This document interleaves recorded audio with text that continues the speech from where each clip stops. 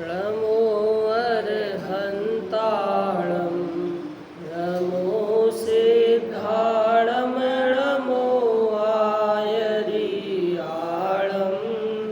नमो अजायाळं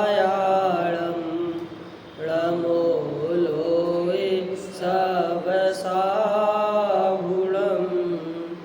अरहंत सिद्ध सूर्य उपाध्याय साधु सर्व अर्थ के प्रकाशी मांगलिक उपकारी है। तेन को स्वरूप जान राग ते भई जो भक्ति काय को नमाय हे स्तुति उचारी है। धन्य धन्य दिन हित काज सब आज भय कर जोरी बारंबार वंदना हमारी है। मंगल कल्याण सुख ऐसो हम चाहत हैं। हो मेरी ऐसी दशा जैसी तुम धारी है। हो मेरी ऐसी दशा जैसी तुम धारी है। श्री शासन गुरु नमो नाविद सुखकार आत्म हित उपदेश तय करे मंगलाचार। सुहे जिन शासन में आत्मानुशासन श्रुत जाकी दुख हारी सुखकारी साची सासना। जाको गुण भद्र करता गुण भद्र जाको जानी भद्र गुण धारी भव्य करत उपासना। ऐसे सारे शास्त्र को प्रकाशे अर्थ जीवनी को बने उपकार नाशे मिथ्या वासना। तात देश भाषा करी अर्थ को प्रकाश करो। जाते मंद बुद्धि हुके होते अर्थ वासना। जाते मंद बुद्धि हुके होते अर्थ वासना। लक्ष्मी निवास निलयं विलीन विलयं निधाय रतिवीरम् आत्मानुशासनमहं वक्षे मोक्षाय भाव्यानां। जो लक्ष्मी के निलय रूप उन अविनाशी प्रभु को धार ग्रंथ रचो आत्मानुशासन भव्य जनों को है शिवकार। आत्मानुशासन नामक ग्रंथ गुणभद्राचार्य द्वारा लिखा गया। इस ग्रंथ में अभी तक सम्यक दर्शन तक की चर्चा आ चुकी है, परंतु उसके पहले ये भी बताया, क्या बताया कि भाई सम्यक दर्शन की चर्चा के पहले, सुनने के पहले और पढ़ने के पहले मतलब वक्ता का स्वरूप भी कैसा होना चाहिए और श्रोता का स्वरूप भी कैसा होना चाहिए। पहले ही क्वालिफिकेशन दे दी, क्वालिटीज़ बता दी कि जो श्रोता का स्वरूप है उसको सुनने वाला मात्र अकेले सुनने वाला नहीं होना चाहिए। उसे पता होना चाहिए कि हमें ये सुनना क्यों है। अर्थात जैसे ळमोकार मंत्र अपन बोलते हैं तो ळमोकार मंत्र को बोलने के बाद अपन बच्चे को बोलते हैं कि इसकी महिमा क्या है। तब वो बच्चा बोलता है ऐसो पंचणमो याद। और जो नया प्रवेश होता है उसे अपन बताते हैं कि ळमोकार मंत्र बोल रहे हैं, इसका मतलब क्या होगा कि भाई इसकी कुछ इम्पोर्टेंस तो होगी। खाना खाते हैं तो भूख लगने के बाद खाते हैं, भूख मिटाने के लिए खाते हैं। पानी पीते हैं प्यास मिटाने के लिए पीते हैं। उसी प्रकार यदि सम्यक्त की प्राप्ति करनी है तो क्यों करनी है। इस प्रकार वक्ता और श्रोता दोनों को पता होना चाहिए। न वक्ता को दूसरे के संबंध में पढ़ते समय विचार आना चाहिए, न श्रोता को दूसरे के संबंध में पढ़ते हुए विचार आना चाहिए। जैसे एक कठोर बात बोलूँगा, क्या कि जो जगत का भी हित अगर अपन चाहते हैं कि धर्म से जगत का हित हो, तो वो कमजोरी है, वो भी सम्यक्त्व में बाधा है। बड़ा कठोर वाला मतलब ये बोलो कि निस्वार्थी एकदम जैन धर्म हो गया, अरे नहीं, यहाँ पर समझने वाली बात है कि सबसे पहले तो स्वयं का हित हो रहा है तो करो। बात आई थी ना कि भाई स्वयं का हित पहले करो, समय मिले, ऐसी भावना बने, तब जाकर पर का हित करो। और स्व और पर दोनों हित बीच में आ रहे हैं, दोनों हित सामने हैं, तो सबसे पहले स्व का हित सुनो। ये तो जगत की रीति है, तो इसीलिए इस रीति को अपनाने के साथ साथ जैन धर्म में भी ये नीति अपनाओ। जैन धर्म में छोड़ो, अपने सुख में ये रीति अपनाओ। तो स्वयं सुखी होना है तो खुद, दूसरों को सुखी करना है तो स्वयं सुखी होना पड़ेगा। ऐसा ना हो कि खुद तो एकदम निर्धन है और साथ में पूरे मोहल्ले को भंडारा दे दिया कि हमारे घर पे खाने आओ, खिलाओगे क्या। तो इसीलिए स्वयं के पास इतना सुख का भंडार हो कि बाद में जाकर जो बोला कि हम उन दुर्लभ बादलों में से हैं जो गरजने के साथ बरसते भी हैं, मात्र गर्जना नहीं करते। रे रे चातक सावधान मनसा, हे चातक सावधान होकर सुन, हर किसी बादल के आगे मुंह खोल के खड़े मत हो जाया कर। क्यों?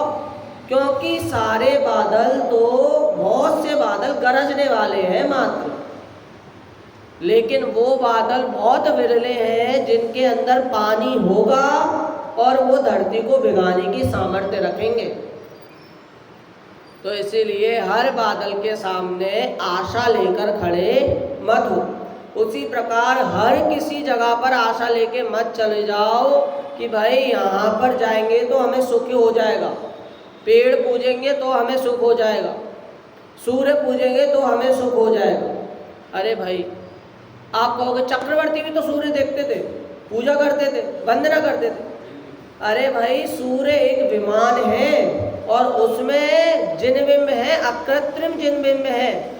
चक्रवर्ती की आंखें ऐसी रहती थी कि वो उसको देख सके, सामर्थ्य था उनमें, उनकी चक्षु में। जहाँ 84 लाख वर्ष पूर्व आयु हो सकती है, तो उनके शरीर में कितनी सामर्थ्य होगी। अभी तो 100 वर्ष होने पर, 100 वर्ष भी मुश्किल होते हैं, 80 वर्ष, 60 वर्ष। क्यों? क्योंकि भाई अब पंचम काल है। षष्टम काल के बारे में तो पता है, छठवें काल के बारे में क्या पता कि एक एक हाथ के मनुष्य, एक हाथ प्रमाण मनुष्य होंगे।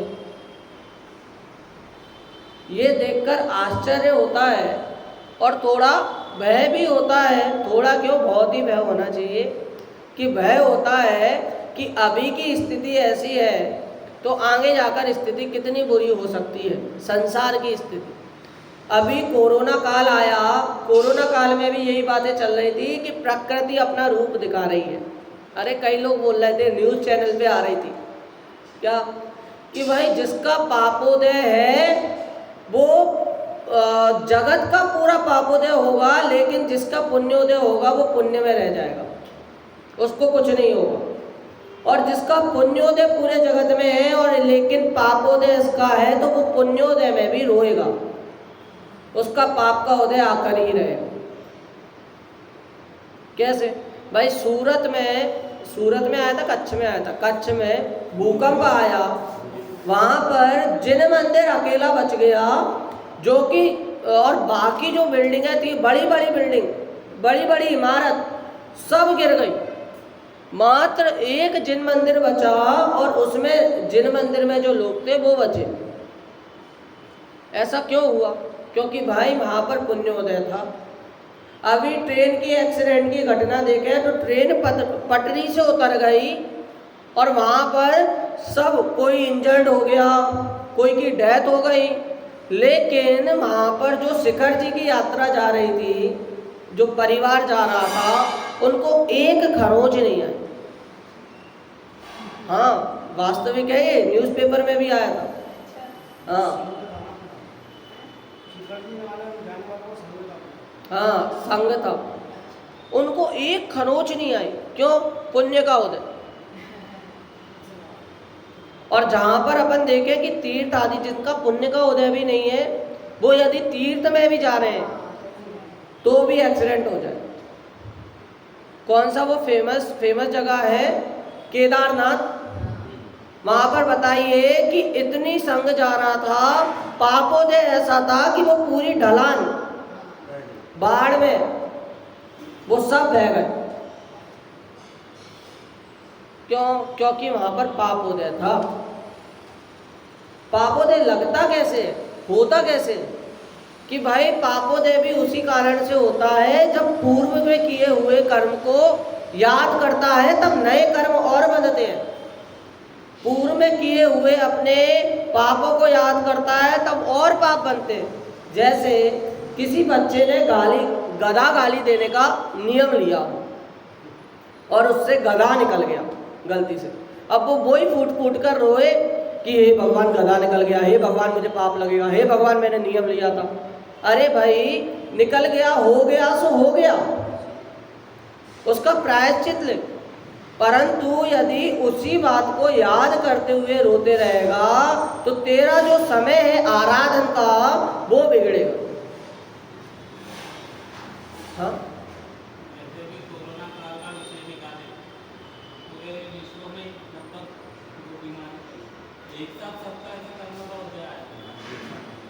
ये बात हुई ना कि कोरोना तो एक वायरस है, लेकिन एक साथ कर्मोदय आना वो है कि जिसमें दुख उत्पन्न हो।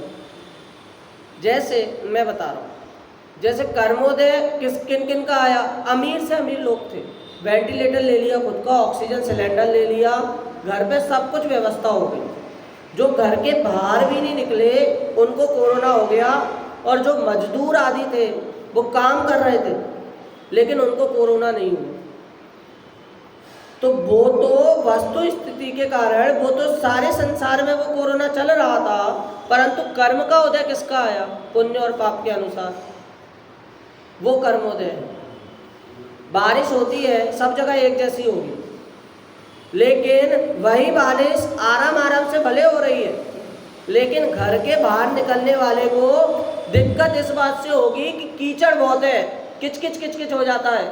भाई नहीं निकलो, बारिश ना हो तो अच्छा, लेकिन वही किसान को अच्छा लगता है।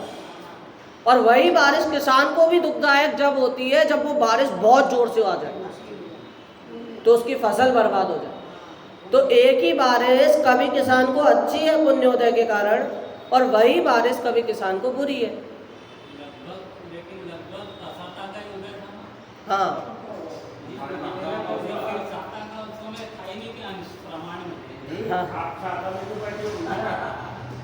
नहीं, यदि वो तो अपनी दृष्टि का विषय है, कैसे श्रद्धा का विषय है। एक साता को उदय आप उस समय उस घर में रह के ये भी मान सकते हो कि जहाँ पर मंदिर जाने के लिए चलना पड़ता था और कभी कभी कदाचित बुखार आ जाए तो मंदिर नहीं जा पाते थे, और वहीं पर ही साता का उदय अपन ऐसे मान सकते हैं कि ऑनलाइन अपन को देव दर्शन, जिन पूजन, जिन प्रवचन सुनने को मिल रहे हैं। ऑनलाइन कितना चला। और बच्चों के प्रति अपन देखें तो पहले क्लास में मोबाइल ले जाना अलाउड नहीं था, मोबाइल में क्लास आ गई। तो ये एक प्रकार से पढ़ने वालों के लिए साता का है, लेकिन ना पढ़ने वालों के लिए वो भी असाता का होता है। एक ही चीज। हाँ हाँ, और क्या, उनके लिए तो साता है। हाँ, कई रेड जोन जहाँ पर हो गया उनके लिए साता है। बस अपने अपने अनुसार है। सेठ की तिजोरी में इतना पैसा होते हुए भी मखमल का कंबल, बिस्तर, बेड, सारी सुविधा होते हुए भी उसको नींद अच्छे से ना आए, और वहाँ पर भिखारी को रोड पे चलते हुए फुटपाथ पर नींद आ जाए, तो वहाँ पर नींद का उदय भिखारी का अच्छा है, सेठ का नहीं। अपने अपने अनुसार है। वही कल बात आई कि भाई कहीं कहीं घर भटका, ये अपने घर भटका, क्या भूल कर अपना घर जाने कितनों के घर तुझको जाना पड़ा। क्या कि भाई कई कई घर भटका, अपने परिवार के घर गया, खानदान वालों के घर गया, किसी ने उसे रोटी नहीं पूछी, निर्धन हो गया था, रोड पे आ गया था, वहां पर अपने पास आया, अपन ने रोटी सामने रखी, अब वो रोना वही गा रहा है कि हम फूफा के घर गए थे, उन्होंने तो हमसे रोटी भी नहीं पूछी, हमारे घर आते थे, हम उन्हें शरबत देते थे, मामा के घर गए जब उनको कुछ नहीं था तो हमने पैसे में उनकी मदद की, उन्होंने भी रोटी नहीं पूछी। अरे भाई अभी तेरे सामने रोटी है, पुण्योदय है, उसका भोग करना। यदि उसका भोग भी ना करते हुए पहले का रोना गाएगा तो यहाँ पर वो वाला भी पुण्योदय तेरा नहीं हो पाएगा। कार्तिकेय अनुप्रेक्षा में कही कि भाई पाप जिसका दुर्भाग्य है उसके लिए तो पुण्योदय भी उसे भोगना नहीं आता। क्या संसार भावना अनित्य अशरण भावना में कहते हैं, छोटे दादा ने लिखा है, उसमें कहा क्या, क्षेत्र में हो नाव डगमग चल रही मझधार में, दुर्भाग्य से जो पड़ गई दुर्दैव के अधिकार में, तब शरण होगा कौन जब नाविक डुबा दे धार में, जीवन मरण संयोग सब असरण शरण कोई नहीं संसार में। एक तो पहले से है नाव में छेद, ऊपर से उस व्यक्ति को दे दो जिसको ना उसकी खबर है छेद बंद कैसे करें, ना नाव चलाना आता है, तब तो निश्चित रूप से वो नाव बीच मझधार में डुबा देगा। उसी प्रकार यदि पहले से ही ग्रहित मिथ्यात्व में ग्रसित है, उनमें भी यदि गलत पथ पकड़ ले तो पक्का ये संसार सागर में डूबने वाली है नाव अपनी। तो इसीलिए सही जगह श्रद्धान करना, सम्यक दर्शन क्या, विश्वास, श्रद्धान, सही जगह श्रद्धान करना, सच्चे देव शास्त्र गुरु में श्रद्धान करना। अरे भाई जिसका श्रद्धान अडिग नहीं होता उसके लिए तो जो सच्चे देव शास्त्र गुरु हैं वो भी झूठे हो जाते हैं। जैसे बच्चा होता है, बच्चा देखा देखी दर्शन करता है, अपन करते हैं हाथ जोड़ते हैं वो हाथ जोड़ेगा, धोख देंगे वो धोख देगा, क्यों, वो देख रहा है अपन को। उसी प्रकार देखा देखी संसार में चलोगे तो लोक मूर्ता होगी। भगवान पता होना चाहिए कि हम क्यों भगवान को नमस्कार कर रहे हैं, किस लिए मंदिर आ रहे हैं। मंदिर में ज़्यादा रहना वो बात नहीं है, मंदिर में परिणाम कैसे हैं वो मुख्य बात है। तो इसीलिए ये बात तो एक बार समझनी पड़ेगी सम्यक्त के लिए। 10वें श्लोक से 12वें 13वें श्लोक तक अपनी चर्चा, आज 13वां श्लोक चलेगा। एक बार 10वें श्लोक और 11वें और 12वें श्लोक का मात्र पाठ करते हुए आगे बढ़ते हैं। श्रद्धानं द्विविधं त्रिधा दशविधं मौढ्याद्यपोढं सदा संवेगादिविवर्जितं भवहरं त्रयज्ञानशोधिप्रदं निश्चिन्वन्नव सप्ततत्त्वमचल प्रासादमारोहतां सोपानं प्रथमं विनेय विदुषा माध्यमाराधना। इसमें सम्यक्त का स्वरूप थोड़ा आया और थोड़े सम्यक्त के भेद 2 और 3 प्रकार के भेद आए। 2 भेद कौन से, निसर्गज और अधिगमज। 3 भेद कौन से, भावों की अपेक्षा, औपसमिक, छायोपसमिक और छायिक। इस विषय में अपनी चर्चा हो गई। साथ में नव तत्व सत्य तत्व का श्रद्धान होना चाहिए, आदि आदि अनेक बातें अपनी हुई। 11वें श्लोक का एक बार पाठ करेंगे। आज्ञा मार्ग समुद्भव उपदेशा सूत्र बीज संक्षेपात् विस्तारार्थाभ्यां भव मव परमावादिका 10 प्रकार के सम्यक्त के नाम का मात्र उल्लेख हुआ है। कौन से? आज्ञा, मार्ग, उपदेश, सूत्र, बीज, संक्षेप, विस्तार और अर्थ। ये तो 8 हुए, 8 अलग से बनाए क्योंकि ये कारण प्रदान है। ये जिनेंद्र देव के उपदेश आदि के कारण से होती है ये सम्यक्त, अर्थात अधिगमज है। और ये अवगाढ़ और परमावगाढ़ ये 2 अलग से सम्यक्त के भेद किए इसी में, इस श्लोक में। क्योंकि ये आत्मा प्रधान है, स्वयं के सुख के प्रधान के अनुसार है कि किस प्रकार का सुख, किस प्रकार का आनंद किस सम्यक्त के द्वारा आपको किस गुण स्थान में हो रहा है। 12वें गुण स्थान में अवगाढ़ सम्यक्त होता है और 13वें गुण स्थान में परमावगाढ़ सम्यक्त होता है। ऐसी चर्चा जनवाणी में आई। 12वें श्लोक में चर्चा करेंगे।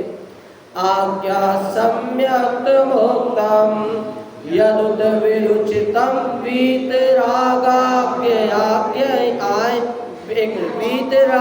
आज्ञायैव त्यक्त ग्रंथ प्रपंचम शिवम अमृतपदम श्रद्धन्मोह शांति मार्ग श्रद्धान माहु पुरुष वर पुराणोपदेशोपजाता या संज्ञा नागमाते प्रसृति विरुपदेशादिरादेशी दृष्टि। क्या कि इसमें आज्ञा, मार्ग और उपदेश इन 3 सम्यक्त की चर्चा है। जो 10 सम्यक्त के भेद गिनाए थे उनमें से प्रथम 3 सम्यक्त की, और वो भी लाइन से चले। जैसे श्वेतांबर ग्रंथ में अपन ने चर्चा की कि श्वेतांबर ग्रंथ के भी जो हैं 5 नाम, 10 सम्यक्त की श्वेतांबर ग्रंथ में भी चर्चा है, तो 5 नाम तो सेम है। मैं बोलता हूँ 6 नाम सेम। कैसे? क्योंकि यहाँ पर जो आज्ञा और उपदेश, आज्ञा और मार्ग और उपदेश, ये 3 जो लिए हैं, इनमें उपदेश को ना लेकर वहाँ पर शब्द आया है, नहीं, आज्ञा को ना लेकर वहाँ पर शब्द आया है निसर्ग। निसर्ग कि भाई जो चीज है वो अपने अनुसार, अर्थात निसर्गज सम्यक दर्शन। तो सबसे पहले उन्होंने निसर्ग लिया, फिर बाद में उपदेश लिया। तो इसका मतलब क्या कि सबसे पहले तो अपने को स्वयं से निर्णय करना है कि भाई जो सच्चा मार्ग है वो क्या है।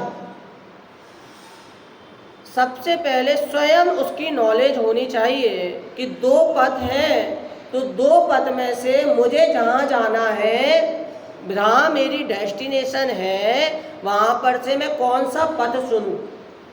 गलत पथ पे गया तो भटकूंगा, और ज्ञान करके पथ पर गया, नॉलेज करके पथ पर गया तो पक्का गंतव्य तक पहुँचूंगा। ऐसा नहीं कि कहीं भी बिना ज्ञान किए किसी भी पथ को पकड़ लिया तो वो गुमना ही होगा, घूमना ही होगा, भ्रमण ही होगा, जो 4 गतियों में भ्रमण हो रहा है। तो इसीलिए पहले ज्ञान करना स्वयं से, फिर बाद में जिनेंद्र देव द्वारा, जैसे अपन दर्शन की विधि भी पढ़ते हैं, देव दर्शन की विधि, तो उसमें 3 चीज़ें अंत में विचारने के लिए कही। मैं कौन हूँ, सबसे पहले मैं पे आना, फिर बाद में भगवान कौन है और मैं भगवान कैसे बन सकता हूँ। तो सर्वप्रथम मैं को रखना, फिर मैं के बाद जिनेंद्र देव, और जिनेंद्र देव के समान मैं कैसे बन सकता हूँ, इस प्रकार विचार करना वो निसर्ग। अब इसके बाद आया उपदेश। उपदेश अर्थात वो दूसरे के द्वारा हो रहा है।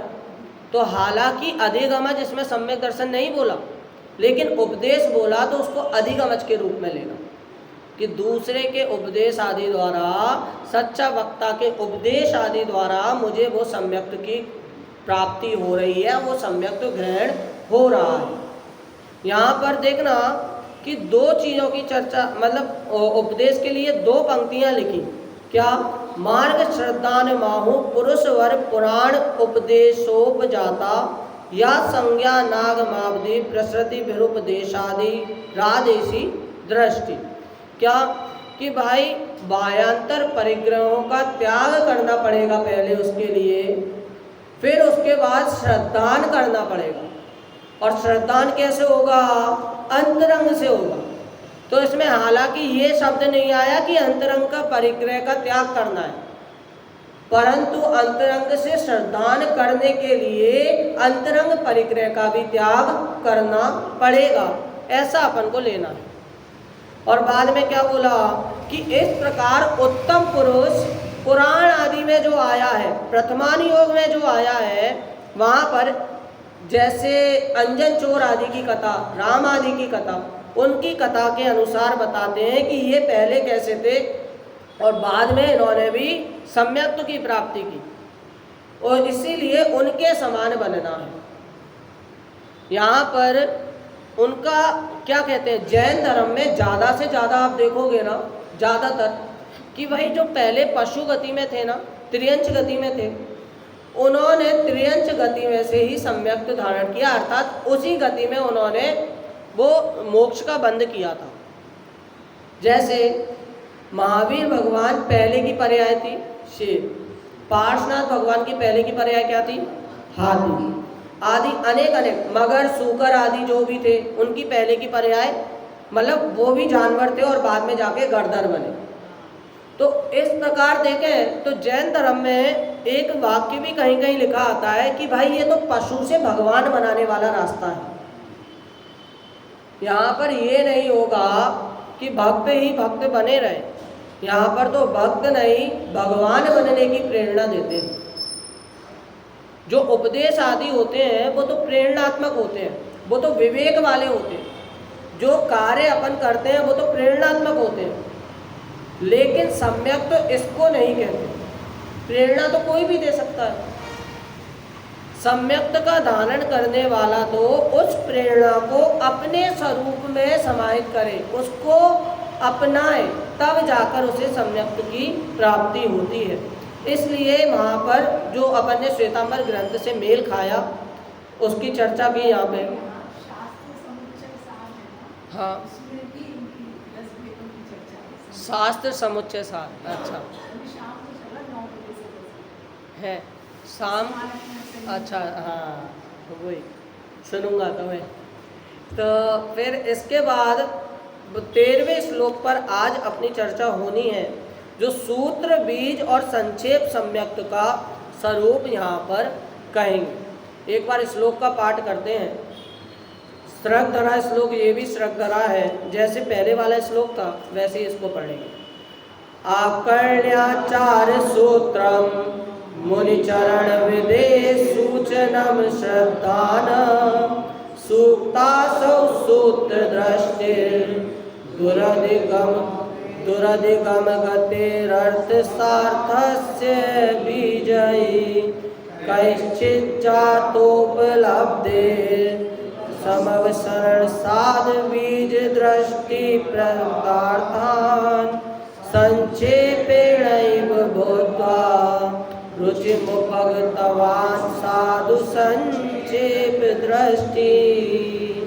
7 पर श्रद्धरा श्लोक की अति होती है कि 7 अक्षर आए और उसके बाद रुकना, ऐसा होता है। आगे एक बार हिंदी अर्थ अपन पढ़ते हैं, हिंदी का जो ये छंद है इसको पढ़ते हैं। मुनि आचरण प्ररूपक शास्त्र श्रवण करने से सूत्र श्रद्धा दुर्गम अर्थ युक्त बीजों के ज्ञान मात्र से होता ज्ञान। कहा बीज सम्यक इसे यह हो दर्शन मोह से है समेकित संक्षेप वस्तु का ज्ञान मात्र संक्षेप लसे। क्या कि भाई क्या बोल रहे हैं यहाँ पे, आकर्ण्याचार सूत्र के जो आचार का सूत्र होता है, आचार अर्थात आचरण का जो सूत्र, आचरण के जो ग्रंथ हैं वो अपने कान तक आए। मुनि चरण, चरण अर्थात पैर, आचरण, यहाँ पर आचरण लेना, आचरण का ग्रंथ और साथ में किनके आचरण, मुनि के आचरण का जो ग्रंथ है। सूचनम श्रद्धाना, सूचनम अर्थात जो कान तक आए, कान तक आए मतलब जिनको हमने सुना हो, श्रवण किया हो, वो सबसे पहले तो वो सूत्र श्रद्धान है। देखना कि यहाँ पर भी जो अनुयोग है उनका लेवल से लेवल मिलाकर उनका वो किया है, निरूपण किया है। जैसे पहले अपन ने जो सम्यक्त पढ़ा उपदेश सम्यक्त, इसके पहले का, इसमें प्रथमानुयोग की चर्चा आई, और ये जो सम्यक्त अपन देख रहे हैं इसमें चरणानुयोग की चर्चा आ रही है।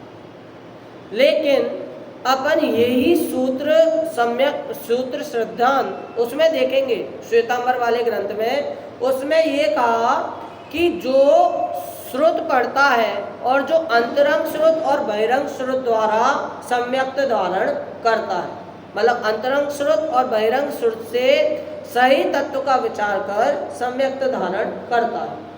वहाँ पर श्रुत अर्थात मात्र जिनवाणी ली, कोई सा भी आगम लिया, मतलब कोई सा भी अनुयोग लिया, जरूरी नहीं है चरणानुयोग। परंतु यहाँ पर आचार्य चरणानुयोग के संबंध में क्यों कह रहे हैं? क्योंकि वो जानते हैं कि बाल बुद्धि श्रोता नया प्रवेश करने वाला है, तभी तो इसको पहले कड़वे उपदेश लग रहे थे। अब धीरे धीरे धीरे करके इसे सम्यक्त की ओर ले जाएंगे।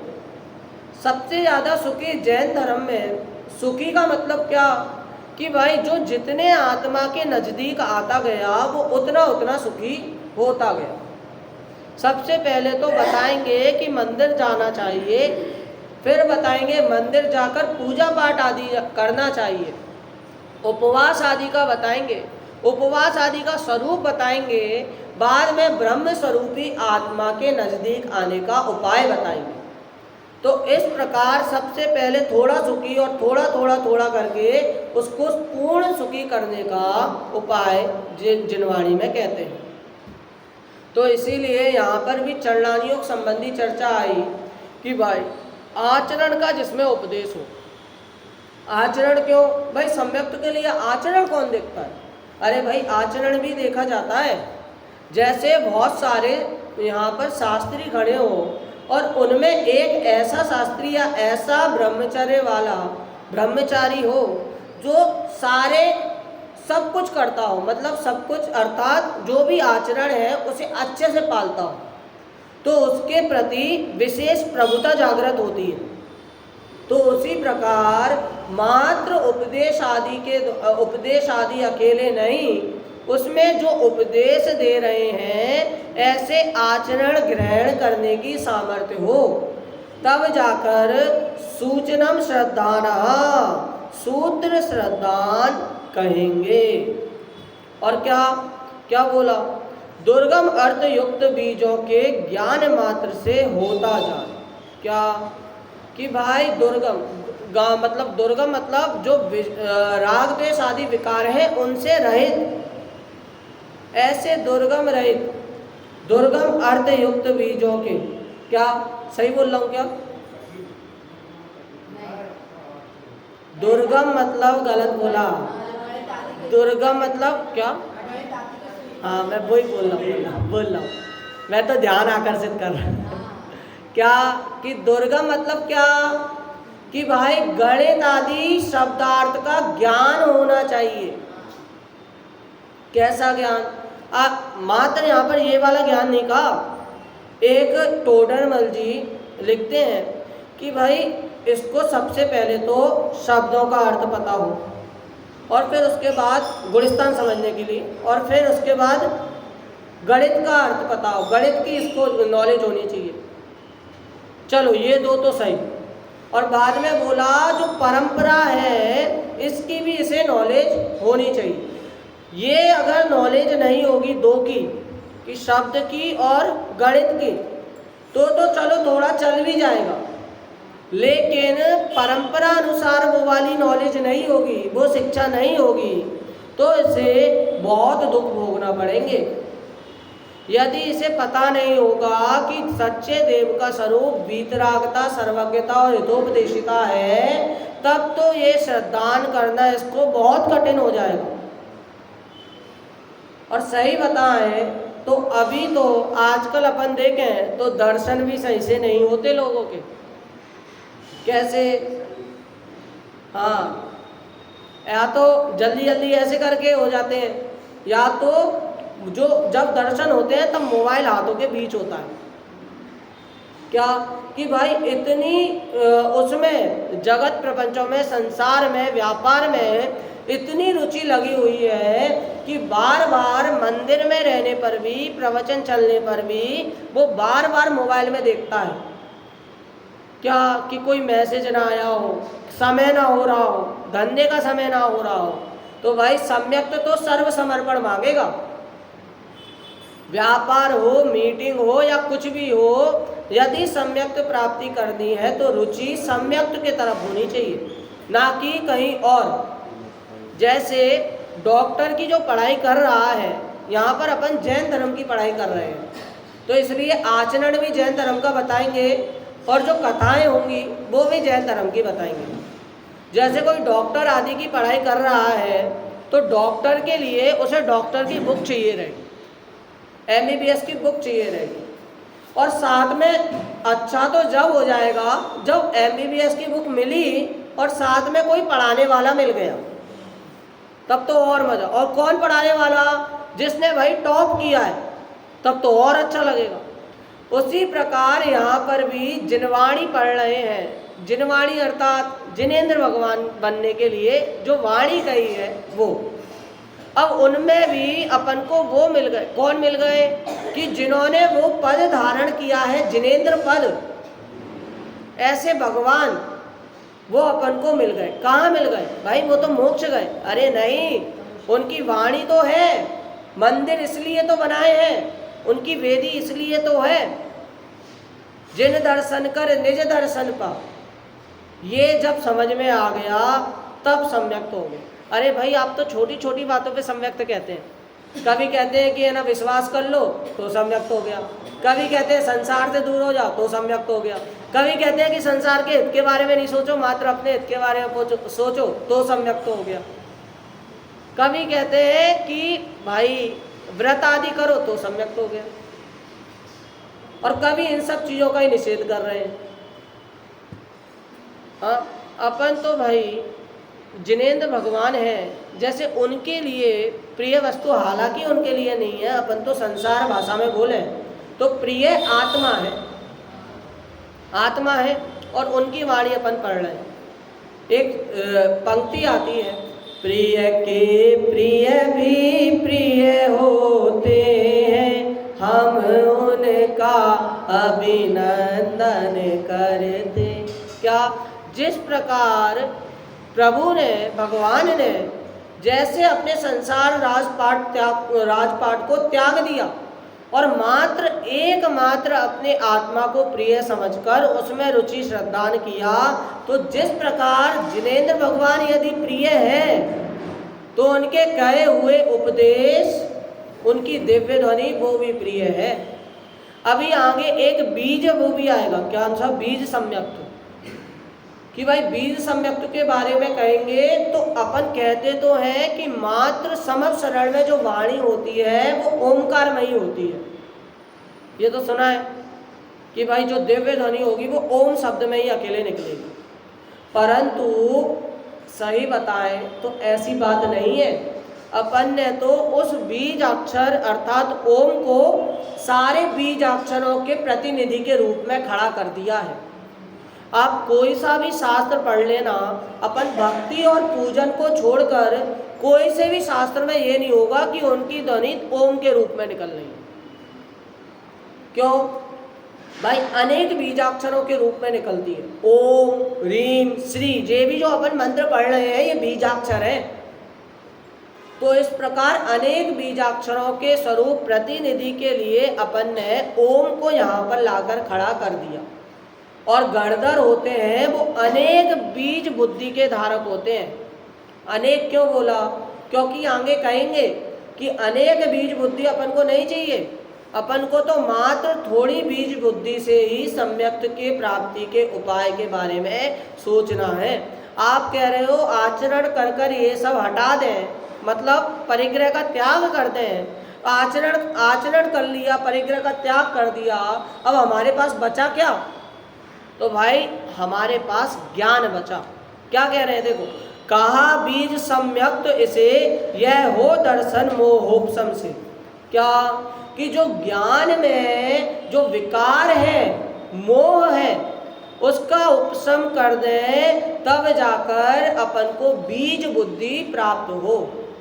बीज बुद्धि अर्थात भाई जैसे गणधर की उपस्थिति के बिना कहते हैं कि दिव्य ध्वनि नहीं खिली, और जब गणधर आए तब दिव्य ध्वनि खिलना शुरू हुई। तो इसका मतलब क्या कि भाई जो बीजाक्षर रूप जो दिव्य ध्वनि खिल रही है, उसके लिए बीज बुद्धि भी होनी चाहिए, और गणधरों की बीज बुद्धि होती है। जैसे बीज के लिए श्वेतांबर ग्रंथ में कहा कि जैसे तेल की बूंद पानी में डालें और वो फैल जाती है, उसी प्रकार कहेंगे तो कम, बीज मतलब कहेंगे तो अल्प, कहेंगे थोड़ा लेकिन ज़्यादा समझना। लोग में भी ये कहते हैं, थोड़ा कहूँगा कम समझना, ज़्यादा समझना, कम कहूँगा ज़्यादा समझना। उसी प्रकार यहाँ पर भी कम अक्षर कहेंगे लेकिन समझना बहुत ज़्यादा। तत्वार्थ सूत्र लिया, कहा मात्र सूत्र लेकिन समझना बहुत ज़्यादा।